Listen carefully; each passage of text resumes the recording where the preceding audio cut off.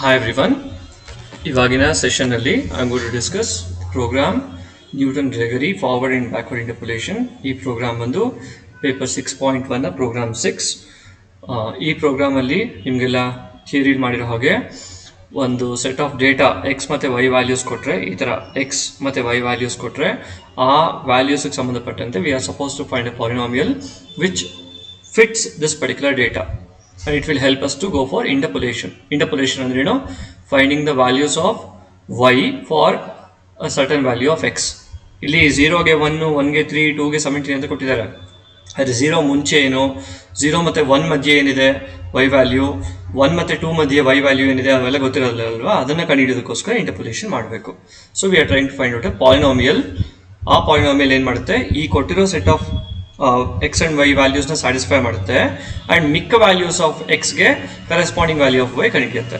ಅದು ಪರ್ಟಿಕ್ಯುಲರ್ಲಿ 0 ಸುತ್ತಮುತ್ತ ಇರೋ ಎಕ್ಸ್ ವ್ಯಾಲ್ಯೂಸ್ಗೆ ವೈ ವ್ಯಾಲ್ಯೂ ಕಂಡುಹಿಡಿಯೋದನ್ನ ಫಾರ್ವರ್ಡ್ ಇಂಟರ್ಪೋಲೇಷನ್ ಅಂತ ಕರಿತೀವಿ. ಹಾಗೆ 2 ಸುತ್ತಮುತ್ತ ಇರೋ ಎಕ್ಸ್ಗೆ ವೈ ವ್ಯಾಲ್ಯೂ ಕಂಡುಹಿಡಿಯೋದನ್ನ ಬ್ಯಾಕ್ವರ್ಡ್ ಇಂಟರ್ಪೋಲೇಷನ್ ಅಂತ ಮಾಡ್ತೀವಿ. ಆ್ಯಂಡ್ ನಿಮಗೆ ಗೊತ್ತಿರೋ ಹಾಗೆ this is going to be the formula for forward interpolation and backward interpolation. And ಇವೆಲ್ಲದಕ್ಕೂ ಮೂಲ ನಾವು ಡಿಫರೆನ್ಸ್ ಟೇಬಲ್ ಕನ್ಸ್ಟ್ರಕ್ಟ್ ಮಾಡಬೇಕು. ಸೊ ಇದನ್ನು ಅರ್ಥ ಮಾಡ್ಕೊಳ್ಳಿಕ್ಕೆ ಒಂದು ಪ್ರಾಬ್ಲಮ್ ತಗೊಳ್ಳೋಣ. So construct the difference table for the polynomial f of x equals x square. Sorry, ಇದು ಹಿಂದಿನ program. Construct the interpolation polynomial for y equals x square where x square is from 0 to 4 with n equals 4 using interpolation. Hence find the value of y at x equals 4.5. ಇಂಥ ಒಂದು question ಕೇಳ್ಬೋದು. ಇಲ್ಲಿ ಎರಡು ಥರದ questions ಕೇಳ್ತಾರೆ. ಒಂದು polynomial, ಎರಡಲ್ಲೂ polynomial ಕೇಳಿಬಿಟ್ಟು ಅದರಿಂದ ಒಂದು ಪರ್ಟಿಕ್ಯುಲರ್ ವ್ಯಾಲ್ಯೂ ಆಫ್ ಎಕ್ಸ್ಗೆ ವೈ ವ್ಯಾಲ್ಯೂ ಕೇಳ್ಬೋದು. ಬಟ್ ಅದರಲ್ಲಿ ಕೆಲವು ಸಲ ಟೇಬಲ್ ಕೊಡ್ತಾರೆ, ಇನ್ನು ಕೆಲವು ಸಲ ಈ ಥರ ಫಂಕ್ಷನ್ನೇ ಕೊಡ್ತಾರೆ. ಸೊ ಫಂಕ್ಷನ್ ಕೊಟ್ಟು ಅದರ ಪ್ರಕಾರ ಪಾಲಿನಾಮಿಯಲ್ ಕಂಡುಹಿಡಿಯಕ್ಕೆ ಹೇಳ್ಬೋದು ಅಥವಾ ಟೇಬಲ್ ಕೊಡ್ಬೋದು. ಸೊ ಈ ಪ್ರಾಬ್ಲಮಲ್ಲಿ I am giving you a function y equals x square ಅಂತ. ಈ ಫಂಕ್ಷನ್ಗೆ ಸಂಬಂಧಪಟ್ಟಂತೆ ಎಕ್ಸ್ನ ಮಿನಿಮಮ್ ಮತ್ತು ಮ್ಯಾಕ್ಸಿಮಮ್ ವ್ಯಾಲ್ಯೂ ಅಂದರೆ ಸ್ಟಾರ್ಟಿಂಗ್ ಮತ್ತು ಎಂಡಿಂಗ್ ಪಾಯಿಂಟ್ಸ್ ಕೊಡ್ತಾರೆ ಎಕ್ಸ್ ವ್ಯಾಲ್ಯೂಸು. ಹಾಗೆ ಎನ್ ವ್ಯಾಲ್ಯೂ ಕೊಡ್ತಾರೆ ಇಲ್ಲಿ ಕೊಟ್ಟಿರೋ ಹಾಗೆ, ಅಥವಾ ಸ್ಟೆಪ್ ಸೈಜ್ ಕೊಡ್ತಾರೆ. ಸೊ ಇದರ ಬೇಸಿಸ್ ಮೇಲೆ ನಾವು ಒಂದು ಇಂಟರ್ಪೋಲೇಟಿಂಗ್ ಪಾಲಿನಾಮಿಯಲ್ ಕಂಡುಹಿಡಬೇಕು. ಆ್ಯಂಡ್ ಆ ಪಾಲಿನಾಮಿಯಲ್ ಇಟ್ಕೊಂಡು you have to find the value of y for a particular value of X. So ಇದನ್ನು ಮಾಡೋದಕ್ಕೆ ಹಿಂದಿನ ಪ್ರೋಗ್ರಾಮಲ್ಲಿ ಮಾಡಿದ ಹಾಗೆ ಮೊದಲನೇದಾಗಿ we have to find out what is x naught, what is x N.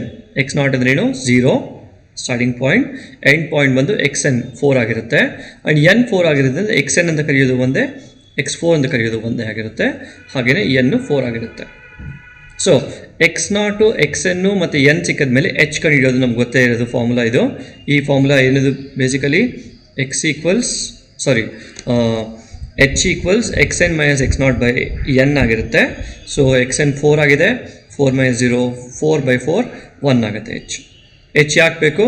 H ಗೊತ್ತಾದರೆ x1 x2 x3 ಎಲ್ಲ ಕಂಡುಹಿಡ್ತಾ ಹೋಗ್ಬೋದು. x1 ಏನು formula? X not plus H, x2 ಬಂದು x1 ಪ್ಲಸ್ ಎಚ್, ಹೀಗೆ ಬರ್ತಾ ಹೋಗುತ್ತೆ ಮುಂದಕ್ಕೆ. ಸೊ ಅದನ್ನು ನಾನು ಟೇಬಲ್ ಮೂಲಕ ಕನ್ಸ್ಟ್ರಕ್ಟ್ ಮಾಡಿದ್ದೀನಿ. ಸೊ ಎಕ್ಸ್ 0 ಆಗಿರೋದ್ರಿಂದ ಫಸ್ಟ್ ವ್ಯಾಲ್ಯೂ 0, ನೆಕ್ಸ್ಟು 0 + 1 1 ಆಗುತ್ತೆ, 2 3 4. 4 ಯಾಕೆ ಎಂಡ್ ಆಗುತ್ತೆ ಅಂದರೆ 4 is the last point. X n ಬಂದು 4 ಆಗಿರೋದ್ರಿಂದ 4ಗೆ ಎಂಡ್ ಆಗುತ್ತೆ. ಆ್ಯಂಡ್ ಕರೆಸ್ಪಾಂಡಿಂಗ್ಲಿ ಫಂಕ್ಷನ್ ಏನು ಕೊಟ್ಟಿದ್ದಾರೆ ಇಲ್ಲಿ ಪ್ರಾಬ್ಲಮಲ್ಲಿ? F of y equals x square ಕೊಟ್ಟಿದ್ದಾರಲ್ವಾ. So y equals x square ಅಂದರೆ ವೈ ಆಫ್ 0 ಏನಾಗುತ್ತೆ? 0 ಹಾಕಿದ್ರೆ 0 square 0, 1 square 1, 2 square 4, 3 square 9, 4 square 16 ಆಗುತ್ತೆ. So these are the values of y for the corresponding values of X. Okay, so ಒಂದ್ಸಲ Y ಸಿಕ್ಕಿದ ಮೇಲೆ ನಮಗೆ difference table construct ಮಾಡೋದು hole ಪ್ರೋಗ್ರಾಮಲ್ಲಿ ಮಾಡಿದ್ದೀವಿ, ಗೊತ್ತು.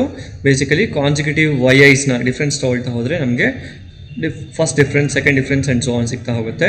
So 1 - 0 1, 4 - 1 3, 9 - 4 5, 16 - 9 7, next 3 - 1 2, 5 - 3 2, 7 - 5 2. ಸೊ ಎಲ್ಲ ಸೇಮ್ ಇರೋದ್ರಿಂದ ಇದು obviously third difference, fourth difference 0 ಬರುತ್ತೆ. ಓಕೆ, ಆ್ಯಂಡ್ ಇಲ್ಲಿ ನೀವು ಗಮನಿಸಿದ್ರೆ ಇಲ್ಲಿ ನಾನು ಹೊಸದಲ್ಲ ಒಂದು ಡಿಫ್ರೆಂಟ್ ನೊಟೇಷನ್ ಉಪಯೋಗಿಸಿದ್ದೀನಿ. ಇಲ್ಲಿ ನಾನು ನ್ಯಾಬ್ಲಾ ಅಥವಾ ಡೆಲ್ ಉಪಯೋಗಿಸಿದ್ದೀನಿ. ನಮಗಿಲ್ಲಿ ಲೆಕ್ಕವಾಗಿ ಡೆಲ್ಟಾ ಉಪಯೋಗಿಸ್ಬೋದು ಅಥವಾ ಡೆಲ್ ಉಪಯೋಗಿಸ್ಬೋದು. ಯಾವಾಗ ಯಾವುದನ್ನು ಉಪಯೋಗಿಸ್ಬೇಕು ಅದು ಈ ಎಕ್ಸ್ ವ್ಯಾಲ್ಯೂ ಮೇಲೆ ಡಿಪೆಂಡ್ ಆಗುತ್ತೆ. ಈ ಎಕ್ಸ್ ವ್ಯಾಲ್ಯೂ ಏನು? 4.5 ಎಲ್ಲಿದೆ?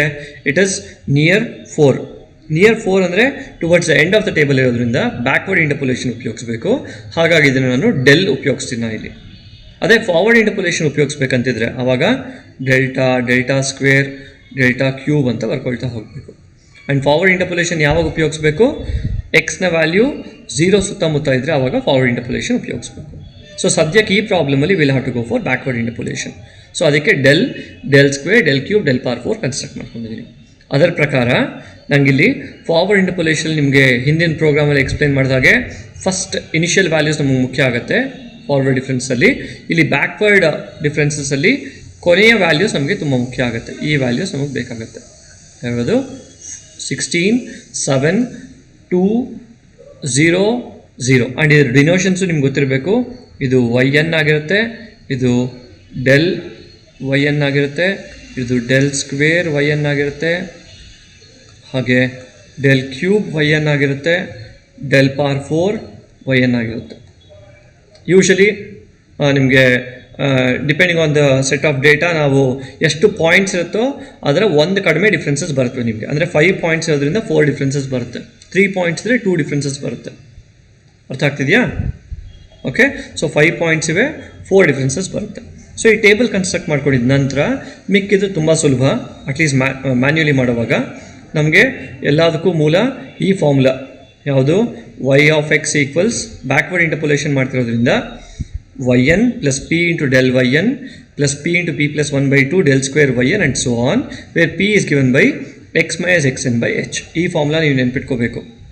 x equals xn plus p h ಅನ್ನೋ ಫಾರ್ಮುಲಾ. ಇದರಿಂದ ನಿಮಗೆ p ವ್ಯಾಲ್ಯೂ ಕಂಡುಹಿಡ್ಕೋಬೇಕು. p ಏನಾಗುತ್ತೆ? x minus xn by h ಅಂತ ಆಗುತ್ತೆ.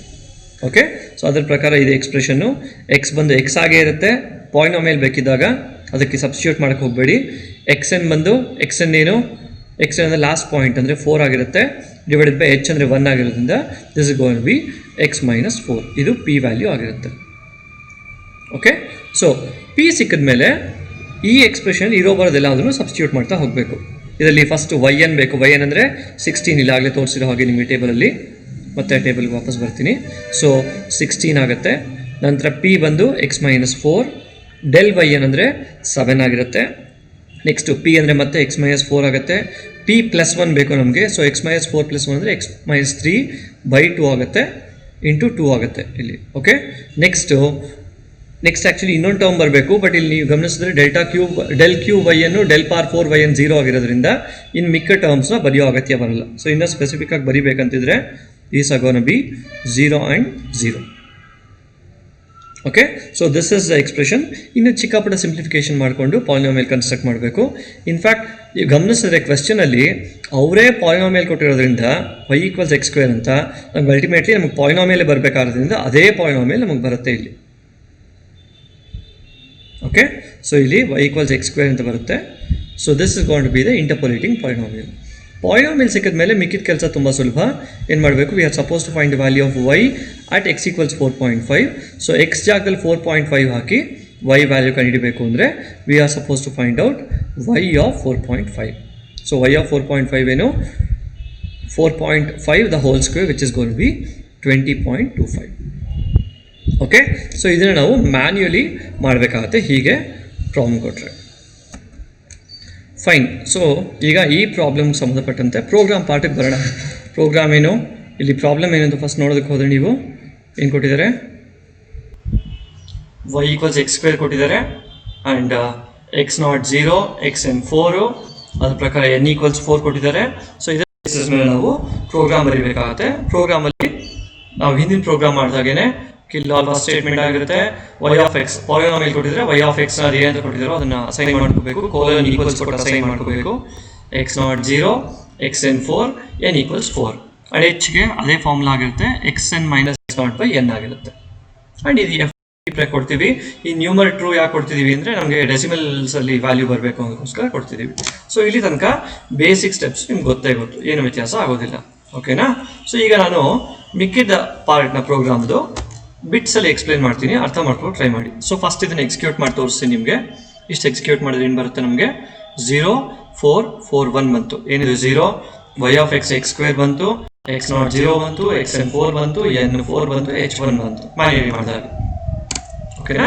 ಸೊ ಇದರ ನಂತರ ಮ್ಯಾನ್ಯುಯಲಿ ಮಾಡಿದಾಗ ಟೇಬಲ್ ಕನ್ಸ್ಟ್ರಕ್ಟ್ ಮಾಡಬೇಕು. ಈ ಟೇಬಲ್ ಮತ್ತೆ ಹಿಂದಿನ ಪ್ರೋಗ್ರಾಮ್ ಮಾಡಿದಾಗ ಫಸ್ಟ್ 2 ಕಾಲಮ್ಸ್ ಫಸ್ಟ್ ಕನ್ಸ್ಟ್ರಕ್ಟ್ ಮಾಡೋಣ, ಮಿಕ್ಕಿದ್ದನ್ನ ಆಮೇಲೆ ಕನ್ಸ್ಟ್ರಕ್ಟ್ ಮಾಡೋಣ.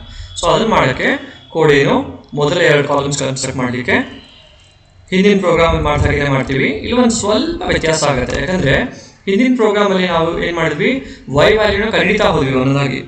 ಬಟ್ ಇಲ್ಲಿ ಏನಾಗುತ್ತೆ, ವೈ ವ್ಯಾಲ್ಯೂ ಆಟೋಮ್ಯಾಟಿಕಲಿ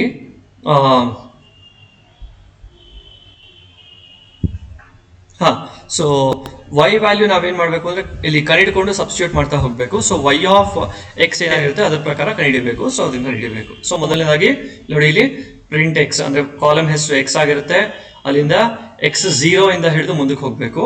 ಬಟ್ ಇಲ್ಲಿ ನೀವು ಒಂದು ವ್ಯತ್ಯಾಸ ಏನ್ ಮಾಡ್ಕೊಳ್ತೀವಿ ಅಂದ್ರೆ ಎಕ್ಸ್ 0 ಅಂತ ಹೊಸದಾಗಿ ಡಿಫೈನ್ ಮಾಡ್ಕೊಳ್ತೀವಿ. ಎಕ್ಸ್ 0 ಅಂದ್ರೆ ಫಸ್ಟ್ ವ್ಯಾಲ್ಯೂ ಆಫ್ ಎಕ್ಸ್ 0 ಅಂತ, ಅಲ್ಲಿಂದ ಮುಂದಕ್ಕೆ x1 x2 ಎಕ್ಸೆಟ್ರಾ xn ತನಕ ಮಾಡ್ತಿದೀವಿ. ಸೊ ಇಲ್ಲಿ x0 ಅಂದ್ರೂ ಒಂದೇ, x0 ಅಂದ್ರೂ ಒಂದೇ, x0 x1 x2 x3 x4 ತನಕ ಹೋಗ್ತೀವಿ. ಓಕೆನಾ? ಸೊ ಅದರ ಪ್ರಕಾರ ನಮಗೆ x ಬರ್ತವೆ.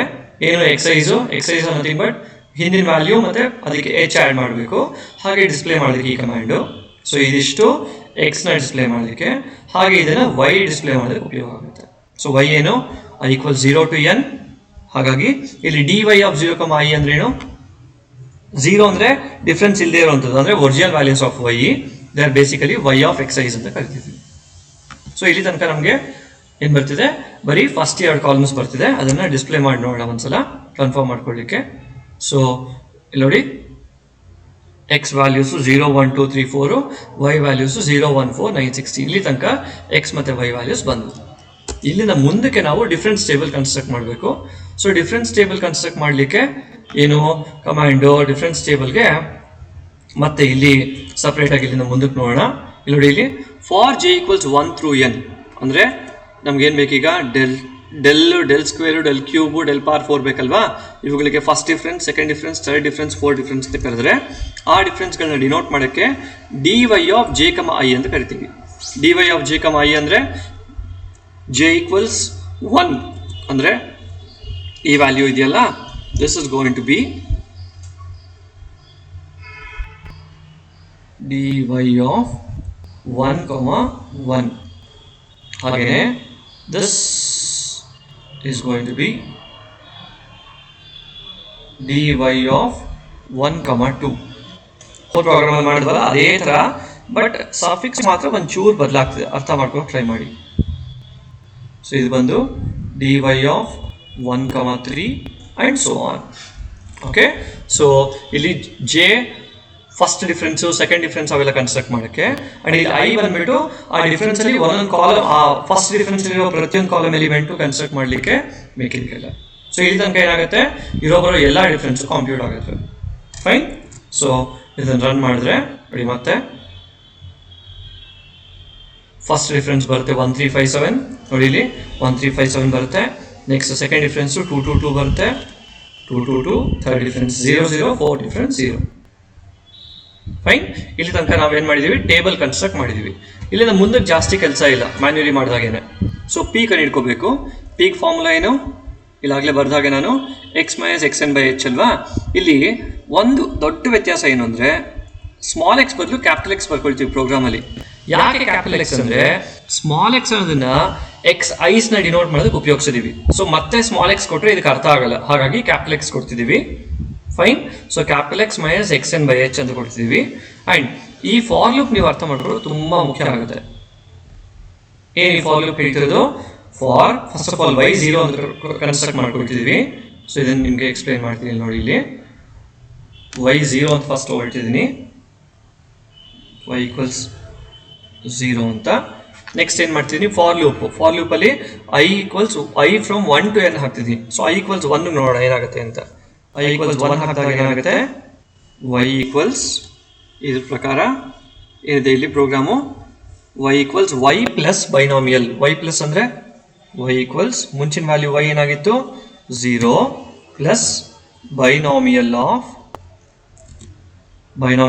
p plus i - 1, i. p ಅಂದ್ರೆ ಏನು, p ನೇ ಆಗಿರುತ್ತಾ. ಸದ್ಯಕ್ಕೆ ಪಿ ಅಂತಲೇ ಬರ್ಕೊಳ್ಳೋಣ. ಪ್ಲಸ್ ಐ 1 ಆಗಿರೋದ್ರಿಂದ 1 ಮೈನಸ್ 1 ಅಲ್ವಾ, ಕರೆಕ್ಟ್ ತಾನೆ, ಕಾಮ ನೆಕ್ಸ್ಟ್ ಏನು, ಕಾಮ ಐ. ಐ ಅಂದರೆ ಮತ್ತೆ ಏನು, 1. Okay, binomial of this into dy of ಇದು i ಈಕ್ವಲ್ಸ್ 1 ಆಗಿರೋದ್ರಿಂದ 1 ಕಾಮ n ಮೈನಸ್ 1 ಅಂತ ಕೊಡ್ತಿದ್ದೀನಿ. ಕರೆಕ್ಟಾ? ಸೊ ಇದು ಕೊಟ್ಟಾಗ ಏನಾಗುತ್ತೆ, ಫಸ್ಟ್ ಸ್ಟೆಪ್ಪಲ್ಲಿ ಬೈನಾಮಿಯಲ್ ಆಫ್ ಪಿ ಕಮ 1 ಅಂದ್ರೇನು, this is gonna be 0 plus binomial of p comma 1 ಅಂದರೆ ಪಿ ಅಂತ ಬರುತ್ತೆ, ಪಿ ಇಂಟು ಪಿ ಮೈನಸ್ 1/2 ಅಂತ ಬರುತ್ತೆ ಅಲ್ವಾ, ಇಂಟು dy ಆಫ್ 1 ಕಮ n ಮೈನಸ್ 1 ಅಂತ ಬರುತ್ತೆ. ಈ ಎಕ್ಸ್ಪ್ರೆಷನ್ ಯಾವುದು ಗೊತ್ತಾ, ಬೇಸಿಕಲಿ ಈ ಎರಡನೇ ಎಕ್ಸ್ಪ್ರೆಷನ್. ಅಲ್ಲಿ ಪಿ ಏನು ಕೊಟ್ಟಿದ್ದೀವಿ ನಾವಿಲ್ಲಿ, p x minus x n by x ಕೊಟ್ಟಿದ್ದೀವಲ್ಲ, ಸೊ ಇದರಿಂದಾಗಿ ನಮಗೆ ಫಸ್ಟ್ ಎಕ್ಸ್ಪ್ರೆಷನ್ ಬರುತ್ತೆ. ಈ ಎಕ್ಸ್ಪ್ರೆಷನ್ನು ಪಿ ಪ್ಲಸ್ ಐ ಮೈನಸ್ 1 ಅಂದರೆ ಇದು ಪಿ ಪ್ಲಸ್ ಐ ಅಂದರೆ ಐ ಅಂದರೆ 1 ಮೈನಸ್ 1 0, ಸೊ ಪಿ ಕಮ 1 ಆಗುತ್ತೆ. ಓಕೆ, ಸೊ ಒಂದು ಸ್ಟೆಪ್ಪಲ್ಲಿ 1 ಟರ್ಮ್ ಬರುತ್ತೆ. ನೆಕ್ಸ್ಟ್ ಇನ್ನೊಂದು ಸ್ಟೆಪ್ಪಲ್ಲಿ ಏನಾಗುತ್ತೆ, ಇದು ಐ ಈಕ್ವಲ್ಸ್ 2 ಕೊಟ್ಟಾಗ ಏನಾಗುತ್ತೆ, ಈ ಟರ್ಮ್ಗೆ y ಈಕ್ವಲ್ಸ್ ಪಿ ಇಂಟು ಇದು ಪಿ ಕಮ ಐ ಅಲ್ವಾ, ಇದು ಐ 1 ಆಗಿರೋದ್ರಿಂದ ಐ ಈಕ್ವಲ್ಸ್ 2 ಹೋದಾಗ ಏನಾಗುತ್ತೆ, ಬೈನಾಮಿಯಲ್ ಅಂದರೆ ಪಿ ಇಂಟು ಪಿ ಮೈನಸ್ 1/2 ನಿಮಿಷ ಇಟ್ಕೊಳ್ತೀನಿ, ಪಿ ಇಂಟು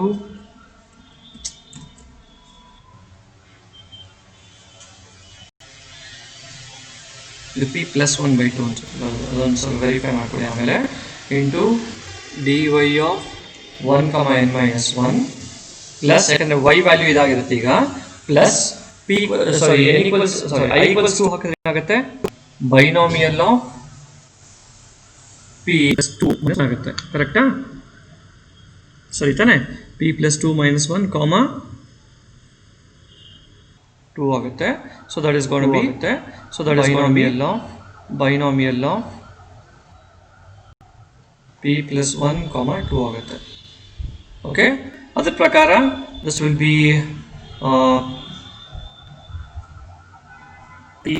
1 ಅಂದ್ರೆ ಏನಾಗುತ್ತೆ, ಸೊ ಈ ಟರ್ಮ್ ತಪ್ಪ ದಿಸ್ ಟರ್ಮ್, ಇದು ಬೈನಾಮಿಯಲ್ ಆಫ್ ಪಿ ಕಮ 1 ಅಂದರೆ ಬರೀ ಪಿ ಆಗುತ್ತೆ, ಇದು ಬರೀ dy ಆಫ್ 1 ಕಮ n ಮೈನಸ್ ಉದಾಹರಣೆ ಮಾಡಿದ್ರೆ ಇದು ಪಿ ಬರುತ್ತೆ, ಇದು ಇದು ಪಿ ಆಗುತ್ತೆ, ಏನಾಗುತ್ತೆ, ಇದು ಪ್ಲಸ್ 1 ಬರುತ್ತೆ ಇಂಟು ಡಿ 1 ಕಮ ಇನ್ವರ್ಸ್. ಓಕೆನಾ?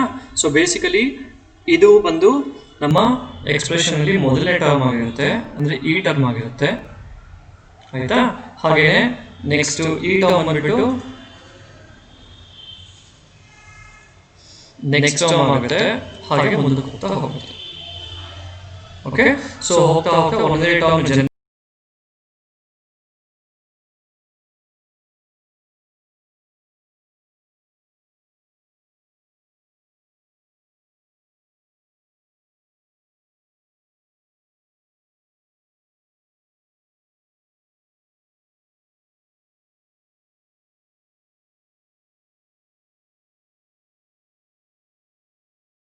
ಮಾಡ್ತಾ ಮಾಡ್ತಾ ಮಾಡ್ತಾ ನಮಗೆ ಇರೋಬರೋ ಎಲ್ಲ ಟರ್ಮ್ಸು ಬರುತ್ತೆ.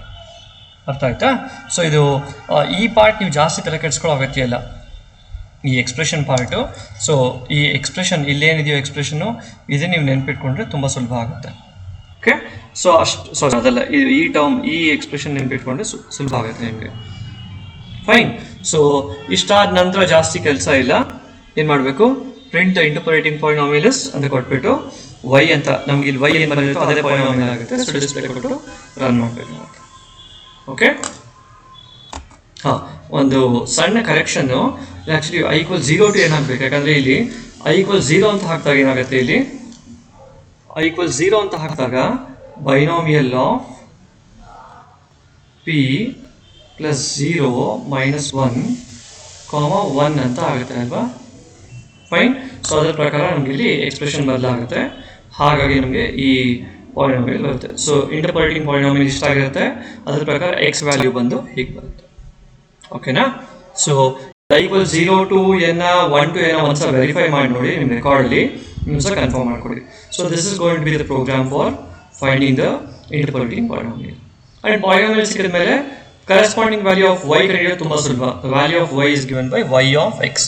ಕ್ಯಾಪಿಟಲ್ ಎಕ್ಸ್ ಸ್ಪೆಸಿಫಿಕ್ ಆಗಿ ಡಿಫೈನ್ ಮಾಡ್ಕೊಳ್ಳಿ. ಡಿಫೈನ್ ಮಾಡ್ಕೊಂಡು ಸಬ್ಸ್ಟಿಟ್ಯೂಟ್ ಮಾಡಿದ್ರೆ ನಿಮ್ಗೆ ಸಿಕ್ಕೋಗುತ್ತೆ value. Okay, now this is the program. If you have the function y of x ಒಂದು ಫಂಕ್ಷನ್ ಹಾಕೊಟ್ರೆ ಈ ತರ ಮಾಡ್ಕೋಬೇಕಾಗುತ್ತೆ ಪ್ರೋಗ್ರಾಮ್. ಬಟ್ ನಿಮ್ಗೆ ಆಗಲೇ ಹೇಳಿದಾಗೆ ಪ್ರೋಗ್ರಾಮ್ ಅಲ್ಲಿ ಫಂಕ್ಷನ್ ಕೊಡೋದ್ರ ಬದಲು ಟೇಬಲ್ ಕೊಡ್ಬೋದು. ಈ ತರ ಇದ್ರ ಟೇಬಲ್ ಕೊಟ್ರೆ ಪ್ರೋಗ್ರಾಮ್ ಹೇಗೆ ಬರೀಬೇಕು? ಪ್ರೋಗ್ರಾಮ್ ಬಂದು ಟೇಬಲ್ ಕೊಟ್ರೆ ನೋಡಿ ಏನು ಬದಲಾಗುತ್ತೆ ಅಂತ ತೋರಿಸ್ತೀನಿ. ಪ್ರೋಗ್ರಾಮ್ ಆಗಲೇ ಬರ್ದಿದ್ದೀನಿ ನಾನು. ಸೊ ಹೀಗಿರುತ್ತೆ ಪ್ರೋಗ್ರಾಮು. ಸೊ ಫಂಕ್ಷನ್ ಕೊಟ್ರೆ y ಆಫ್ ಎಕ್ಸ್ ಅಂತ ಎಲ್ಲ ಡಿಫೈನ್ ಮಾಡ್ಕೋಬೇಕಲ್ಲ. ಪ್ರೋಗ್ರಾಮ್ ಕೊಟ್ರೆ ಹಾಗಲ್ಲ, ಎಕ್ಸ್ ವ್ಯಾಲ್ಯೂಸ್ನ ಮತ್ತು ವೈ ವ್ಯಾಲ್ಯೂಸ್ನ ಅದೇ ಥರ ಸ್ಟೋರ್ ಮಾಡ್ಕೋಬೇಕು. ಎಕ್ಸ್ ಬಂದ್ಬಿಟ್ಟು ಏನಾಗಿರುತ್ತೆ, ಎಕ್ಸು 0 1 2, ಈ ಪ್ರಾಬ್ಲಮ್ ತೊಗೊಳ್ಳೋಣ. ಸೊ 0 1 2 0 1 2, ವೈ ವ್ಯಾಲ್ಯೂ ಬಂದು 1370 ಇಲ್ಲಿದೆ. ಸೊ ಅದೇ 1370 ತೊಗೊಂಡಿದ್ದೀನಿ. ಆ್ಯಂಡ್ ನಾವು ಡಿನೋಷನ್ಸ್ಗೆ ಕನ್ಫ್ಯೂಷನ್ ಬೇಡ ಅನ್ನೋದಕ್ಕೋಸ್ಕರ x0 xn ಡಿಫೈನ್ ಮಾಡ್ಕೊಳ್ತೀವಿ. ಬಟ್ ಇಲ್ಲಿ ನಾವು x0 ಅಂತ ಡಿಫೈನ್ ಮಾಡಬೇಕಾದ್ರೆ ಎಕ್ಸ್ ಆಫ್ 0 ಅಂತ ಕೊಡೋಕೆ ಬರಲ್ಲ. ಯಾಕಂದರೆ ಎಕ್ಸ್ ಆಫ್ 0 ಅಂದರೆ ಅದೇ ಫಸ್ಟ್ ಪೊಸಿಷನ್ ಇಂದನೇ ಶುರುವಾಗೋದ್ರಿಂದ ಎಕ್ಸ್ ಆಫ್ 0 ಅನ್ನೋದಕ್ಕೆ ಅರ್ಥ ಇರೋದಿಲ್ಲ. ಸೊ ಎಕ್ಸ್ ಆಫ್ 1, ಹಾಗೆ ಈ ಕೊನೆ ವ್ಯಾಲ್ಯೂ ಬಂದು X of 1 X of 2 X of 3 ಆಗಿರೋದ್ರಿಂದ ಇದು ಎಕ್ಸ್ ಆಫ್ 3 ಆಗುತ್ತೆ. ಸೊ ಬೇಸಿಕಲಿ ಮುಂಚಿನ ಪ್ರೋಗ್ರಾಮ್ ಬರ್ತವಲ್ಲ ಪಾಲಿನಾಮಿಯಲ್ ಕೊಟ್ಟಾಗ ಅದೇ ಥರ ಪ್ರೋಗ್ರಾಮ್ ಆಗಿರುತ್ತೆ ಇಲ್ಲಿ. ಬಟ್ ಬದಲಾವಣೆ ಏನಂದರೆ ಒಂದೊಂದು ಎಕ್ಸ್ಟ್ರಾ ಪೊಸಿಷನ್ ಶಿಫ್ಟ್ ಆಗ್ತಾ ಹೋಗುತ್ತೆ. ಇಲ್ಲಿ ಅಲ್ಲಿ x0 ಬಂದು ಇಲ್ಲಿ x1 ಆಗಿರುತ್ತೆ, ಅಲ್ಲಿ xn ಬಂದು ಇಲ್ಲಿ xn+1 ಆಗುತ್ತೆ. ಅದು ಸೊ ಆ ಥರ ಒಂದೊಂದೇ ವ್ಯಾಲ್ಯೂ ಶಿಫ್ಟ್ ಆಗುತ್ತೆ. ಸೊ ಪ್ರೋಗ್ರಾಮ್ ಪಾರ್ಟ್ ಅದರ ಪ್ರಕಾರ ಬರ್ತಾ ಹೋಗುತ್ತೆ. ಓಕೆನಾ? ಸೊ ಈ ಪಾರ್ಟ್ ಪ್ರೋಗ್ರಾಮ್ ನೀವು ಅರ್ಥ ಮಾಡ್ಕೊಳ್ಳೋಕೆ ಸುಲಭ ಆಗುತ್ತೆ. ಆ್ಯಂಡ್ ಇಲ್ಲಿ ಕ್ವೆಶ್ಚನ್ ನೋಡಿ, ಇಲ್ಲಿ ಫಾರ್ವರ್ಡ್ ಇಂಟರ್ಪೋಲೇಷನ್ ಫಾರ್ಮ್ನ ಉಪಯೋಗಿಸಿ ಅಂತ ಕೊಟ್ಟಾಗ ನಾವು ಪಿ ವ್ಯಾಲ್ಯೂನ x - x0/h ಅಂತ ಹೋಗಬೇಕಾಗುತ್ತೆ. ಅದರ ಪ್ರಕಾರ ಪಾಲಿನಾಮಿಯಲ್ ಮಾತ್ರ ಬದಲಾಗುತ್ತೆ ಎಕ್ಸ್ಪ್ರೆಷನ್. ಓಕೆ? ಆ್ಯಂಡ್ ಮಿಕ್ಕಿದ ಪ್ರೊಸೀಜರ್ ಸೇಮ್ ಟು ಸೇಮ್ ಇರುತ್ತೆ, ಏನು ವ್ಯತ್ಯಾಸ ಆಗೋದಿಲ್ಲ. Fine. So this is going to be the procedure. So ಈ ಪ್ರೋಗ್ರಾಮ್ನ ಇನ್ನೊಂದ್ಸಲ ನೋಡಿ, ಔಟ್ಪುಟ್ ಹೀಗೆ ಬರುತ್ತೆ ನಿಮಗೆ. ಓಕೆ? ಸೊ ಈ ಪ್ರೋಗ್ರಾಮ್ನ ಮತ್ತು ವಿಡಿಯೋನ ಎರಡನ್ನೂ ಶೇರ್ ಮಾಡ್ತೀನಿ ಗ್ರೂಪಲ್ಲಿ. ಸೊ ಒಂದ್ಸಲ ನೋಡಿ ಅರ್ಥ ಮಾಡಿಕೊಂಡು ಗೊತ್ತಾಗಲಿಲ್ಲ ಅಂದರೆ ಫೋನ್ ಮಾಡಿ ನನಗೆ. ಫೈನ್. Thank you.